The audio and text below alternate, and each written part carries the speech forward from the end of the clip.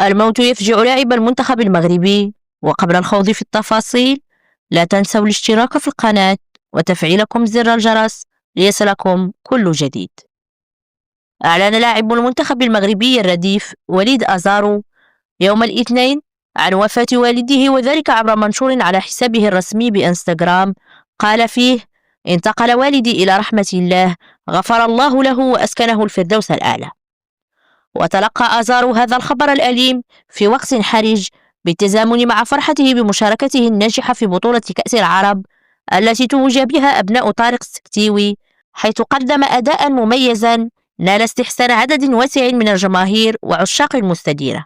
وبهذه المناسبة الأليمة قدم نادي عجمان الإماراتي الذي يلعب له أزارو بخالص التعازي وصادق المواساة.